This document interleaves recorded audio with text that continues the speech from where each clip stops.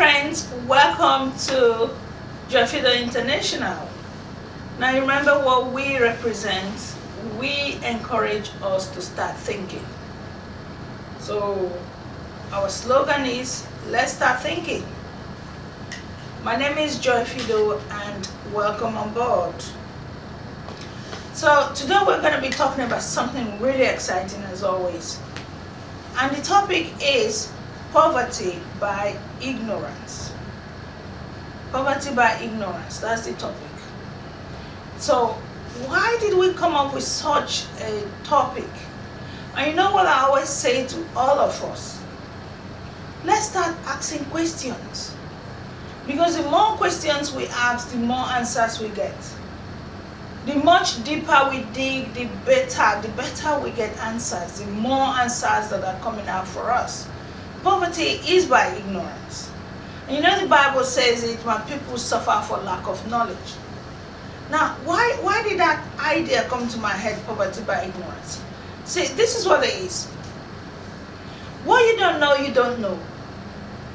You know, when they say lack of knowledge, knowledge is everything. What you know, you know. And what you know becomes easy. Now, I was just having a nice chat today with my sister, and then it just hit me. Ideas that I've always dreamt of and I've talked about and I want to try. People are already doing them. And you know, we're in Nigeria right now, which we've been coming to you from. And I say to as many people that want to listen is, Nigeria is a land of milk and honey. A land of milk and honey. For people who don't want to hear it today, Nigeria is a land of milk and honey. Why do I come up with that? This is a country where anything you plant in the soil grows. I mean, you don't even have to plant it, it grows. I've seen mango season, I've seen seasons, because for us here in Africa and Nigeria, we just have what we call seasons. Now forget us in the West, where across the year, every product is there, every fruit is there. Because they're not genuine, because they're not organic. Now when you're dealing with organic things, like we have in Nigeria, when that season is there, mango season, whatever season that is, you look around you, that crop is everywhere. And so the other day we went to the farm and we were planting some tree crops. We were planting moringa, banana, you name them, cashew, almonds. We were just planting all these trees, and the soil was so good. The planter was just saying, oh my gosh, I can't wait to see these things grow by next year. That's how good the soil is. Anything you put down. But you see, what's funny is we Nigerians don't think that far. We're not thinking that far. Because what every typical Nigerian is thinking about is, I want to be employed. I can't find a job. I've looked for this job all over the place. And this farmer guy, the guy we took to come and plant for us, he was saying to me, if you know, seriously, the amount of money we had to pay him for each of these seedlings, a typical Nigerian is not thinking that far. He said, I put my little seedlings here, for the money we paid him, and we looked around this place where he's selling these things. You could just estimate how much money he's got invested in that place. What did he take? What did it take him to get those seedlings there? What did it take him? Anybody could just throw, like when you finish eating orange or whatever, the seeds are dropping and you just chuck them in some place. They start growing, and then you take them and you put it in some little, pots, and then they grow. That's you looking at 1,000 naira per little seedling. And this guy is making his little money in the corner. But most typical Nigerians are waiting to put on the white shirt and put on the tie and go and sit in an office in a bank, because in Nigeria it's all about banking. Or I haven't been employed, I'm looking for a job in the bank. And when you're not thinking in the bank, you're thinking oil sector. I want to be a security in the oil company. You see how poverty is created? Because we're not thinking. So this is me now thinking, oh yes, I really would love to have a farm and grow so many seedlings and then have trees and mechanized farming and all that. And to my shock, Chinese in Africa are already doing that. You know, I've talked in videos where I said the Chinese are chasing Africa, chasing Nigeria. You know, the Americans are chasing Nigeria, chasing Africa. And we Africans are running out looking for the same, I don't know what you want to call it. We're all chasing the bright lights. But these people are running here. And everybody who cares to ask has been asking, what are they looking for? This is what they're looking for. They are apparently here buying up farmlands. Buying up farmlands, and they are growing these crops. Maybe not growing in some instances, they just buy the crops as they are in the farm, go to the farmers and just buy the whole land. Not the land, but the crops in the land. And then they process it right there, and then they package it. And then they're exporting it. Can you see what's going on? But no, we typical Nigerians were running out looking for a white man's job, looking to be a beggar. What does this tell us? It just tells us how ignorant we are. Just like the Bible said, my people suffer for lack of knowledge. But see, I tell you one of the things I found out about poverty and wealth. Poverty, because you don't know, you don't know. You don't know these little loopholes. You don't know these little bits of knowledge here and there. Now, if wealth was based on intelligence, you know how we all go to school. Typical us Africans, we want to have PhD. And you know that book I keep showing you, Miseducation of the Negro. We all keep going to school and we finish one, we go for another, we finish one and we go for another. So we have all this knowledge. But this is academic knowledge. Because you see, when it comes to wealth, it's not based on that academic education. Wealth is not based on that. Because what I was trying to say is, if wealth was based on intelligence, most wealthy people will not be wealthy. It's nothing to do with that academic intelligence. It's based on know-how. And I don't know if I've done that video, but there's a video coming up where I'm going to be talking about know how and know where and know what and know who.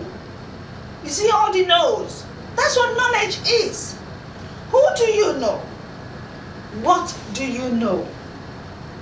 Where is that knowledge? Because all these knows, know how. How do they do it? That's what wealth is based on. You know how it is done. You know who is doing it. You know where it is done. You know what is used to do it. I mean, on this trip, we've been doing some researches.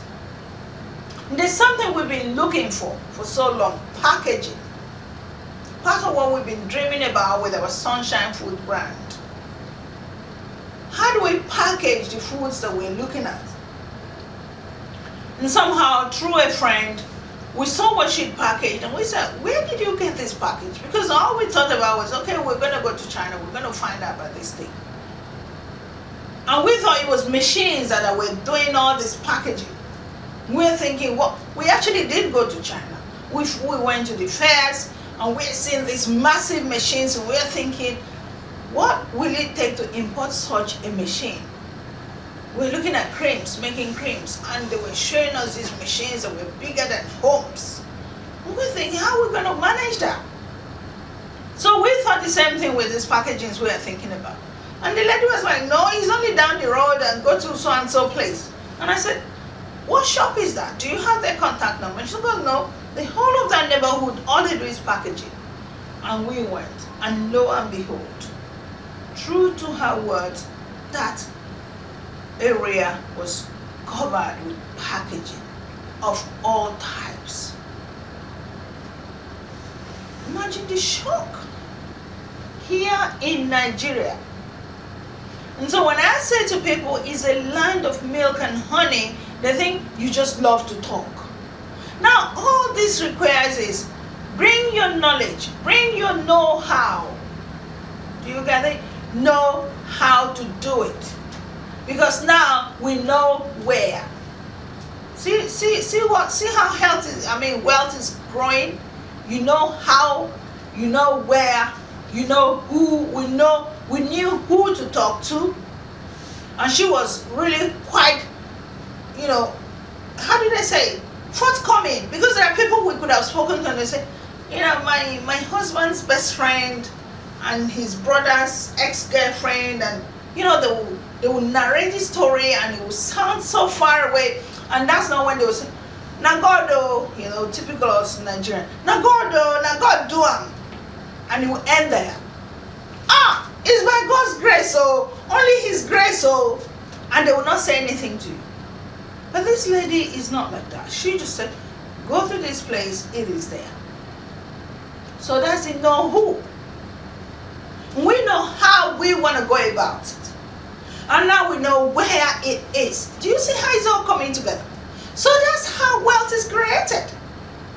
So when people are poor, it's nothing to do with your intelligence. It's a lot to do with ignorance. That's the message coming across. So if you know the right people to talk to, if you know the right places where things are, if you know how these people have done it. Now this takes me to another topic. Why is wealth constantly in the same hands and poverty is in the same hands? Why? Remember we said keep asking questions. That's what we need to ask. Now the reason that is happening is people who have knowledge, people who know how, know where, know what, are keeping it to themselves. They don't let anyone else know. Because they know that if they let you know, nobody is that stupid. Nobody is that stupid that you hold their hand and say, "Listen, my friend, do it this way and do it this way and do it this way, you're going to get this result." Nobody is that stupid that you do that to them and they will not know what to do. Yes, I know there are people who, I've been through people that I helped and I guided and they still don't want to know. Yes, you will occasionally come across those. But most of the time, when you are open enough to share your know-how, know where, know what, know who to people, they get along and they get it. But what happens? Why most of us are still so poor, including countries, which is where African countries come in is. People who know keep it to themselves. People who know lock the door. They lock it and they don't want anyone else in it. And I'll give you a little instance. I love watching movies and I love reading meanings out of movies. There's this movie, The Greatest Showman, I think. I don't know if it was Greatest Showman and Greatest Show. The Greatest Show on Earth or some. Greatest Showman, I think. And so this man opened the door to everybody. It was about diversity and all-inclusive, and it was everyone, the fat, the ugly, the tall, the skinny, the short, everybody, black, white, green, whatever your condition come, you had a voice, you could sing. It's a musical. Greatest Showman, I think it's called, yes. And so it's starring Wolverine, and Wolverine is acting in this other series of movies, but I can't remember his real name, but it's such a great movie. So he's encouraging these people, everybody, diversity, come in and let's act and let's do it and let's do it. So they all joined and they created this amazing musical going on and everyone's excited and it was the biggest thing going on.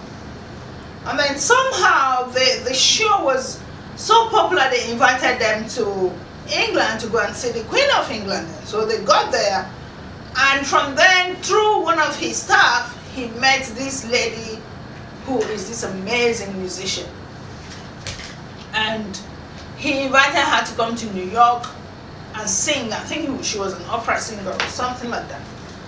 And she came in and she sang this melody, and everyone stood up and clapped for her. It was such an amazing song, melodious and everything.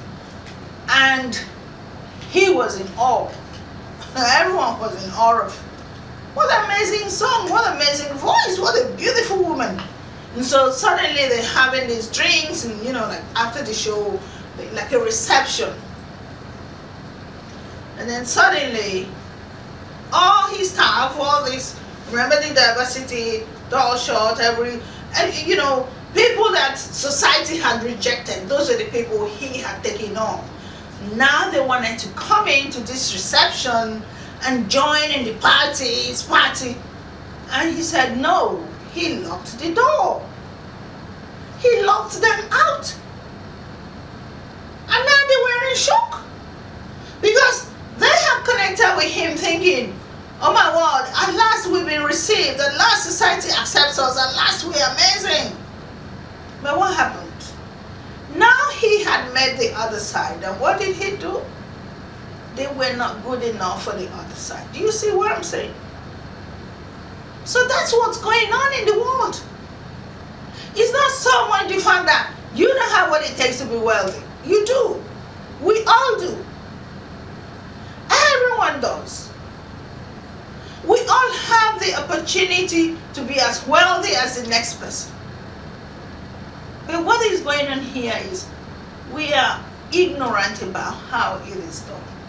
We are all ignorant about how it is done. And so our poverty, as the case may be, is not because we're not good enough for society. It's not because we're not intelligent enough. It's not because we haven't acquired an academic education. We haven't acquired all the necessary things expected from society. It's because the people who have that knowledge, that know-how, that know where, that know who, are locking that door and ensuring that that wealth stays in a few hands and the rest of us sit outside behind that door, just like in that movie. And you know the worst part, especially in Nigeria? Nigeria is a country of about 200 million people. But you know what's going on? The people who are holding so tightly to this wealth are just a few thousand people. A few thousand. I was asking somebody that, they said, are they even up to 5,000 people?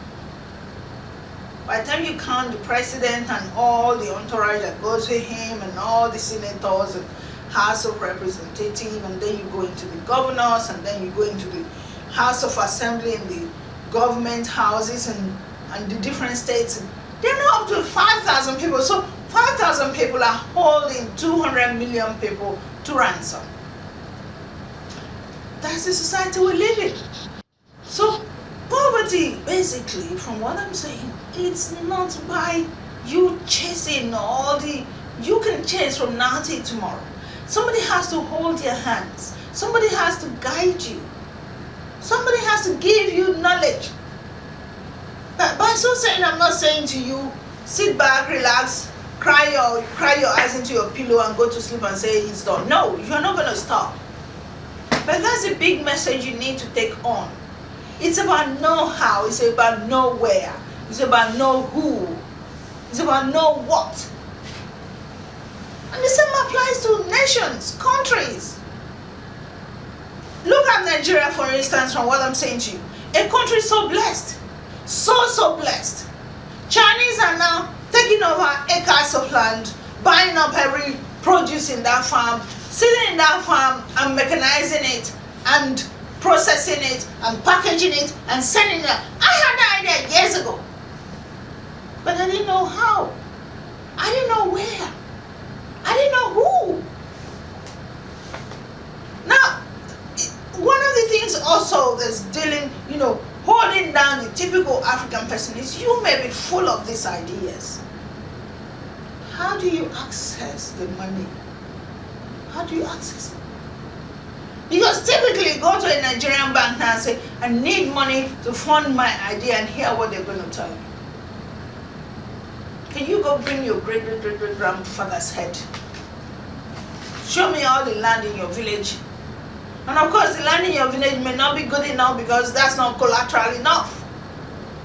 And so a Chinese man pops up and, hey, Mr. Chinese man, you are Chinese.